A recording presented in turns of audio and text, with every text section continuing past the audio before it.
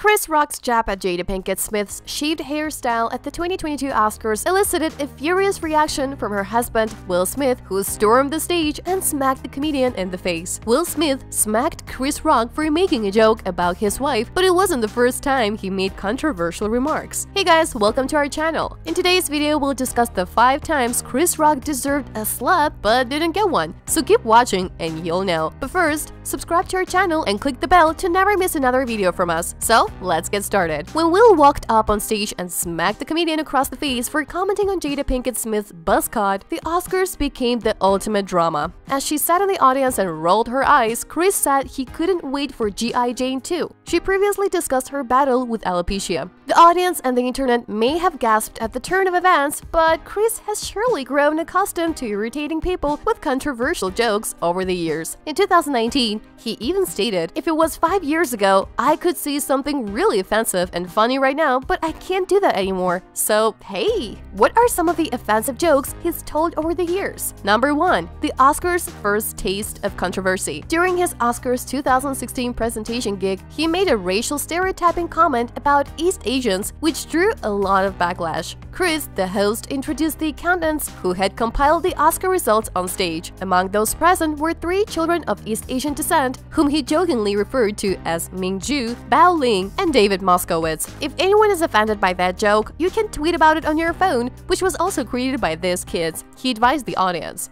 Actors such as Sandra Oh and George Takei signed a letter criticizing AMPAS for the event's racial stereotyping. Number 2. Allegations of racism. His remark about East Asians was not the only shocking remark he made that night. It was the year of the Oscars so-wide controversy, with Jada Pinkett Smith and Will Smith boycotting the event because it was the 2nd year in a row that no people of color were nominated for awards. In response to the question of whether Hollywood is racist, Chris stated, "You're absolutely correct, Hollywood is racist. But it's not a burning cross racist, it's a different kind of racism." Another time, the comedian discussed why the controversy was taking place that year in particular. "Why is it this year? Because we had legitimate reasons to protect in the 60s? He made a joke. "Too preoccupied with being raped and lynched to care who won the best cinematography. It's difficult to care about best documentary or foreign short when your grandmother is swinging from a tree." Number 3. A joke about Whitney Houston. Chris took to Instagram in 2019 to share a seemingly innocent meme featuring a photo of Whitney Houston.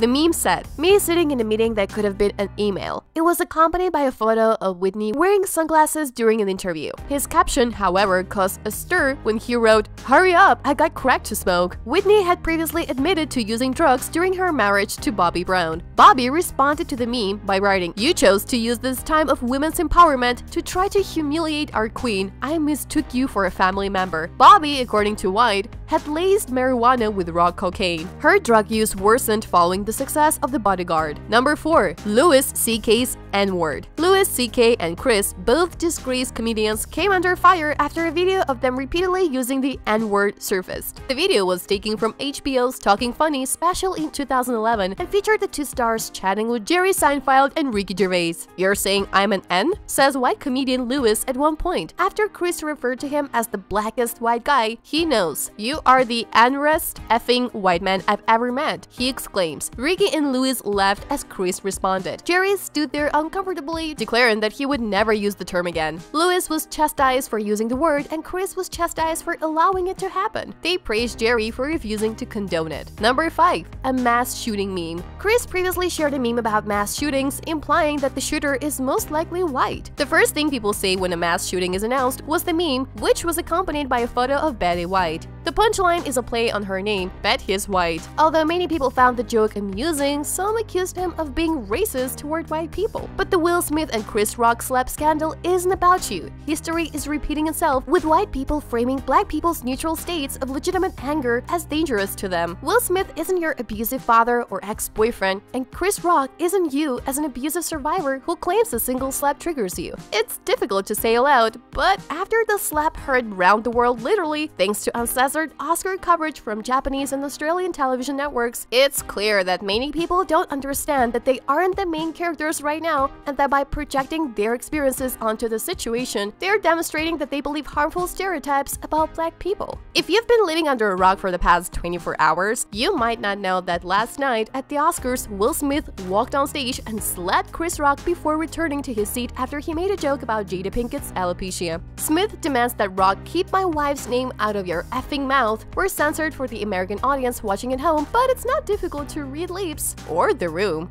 In the aftermath of the incident, the shock gave way to jokes, which quickly gave way to 1,000 unnecessary, lukewarm opinions on everything from celebrity distraction conspiracies to violence and its consequences. According to verified Twitter users such as screenwriter Krista Vernoff and journalist E. Jean Carroll, Smith slapping Rock was similar to child or domestic abuse, and they were triggered to witness it. In a now-deleted tweet, Judd Apatow insisted that Smith could have killed him. That is uncontrollable rage and violence. Apatow deleted his tweets about the slap, but not before people pointed out that Busy Phillips accused James Franco of assaulting her while filming Apatow's show Freaks and Geeks, and that Apatow defended Lena Dunham's decision to support an accused rapist. There's even something called the Will Smith Doctrine, which appears to be a metaphor for how Ukraine should not deal with the ongoing invasion. Conservative MP Dehanna Davison joined in, tweeting a letter shaming Smith and bringing up her father, who died after being punched once. And of course, Kathy Griffin, who was barred from working in Hollywood for years after tweeting a photo of herself holding up a mask depicting Donald Trump's severed head covered in blood, ketchup, back in 2017 rolled up to be a hypocrite over the situation. Let me tell you something.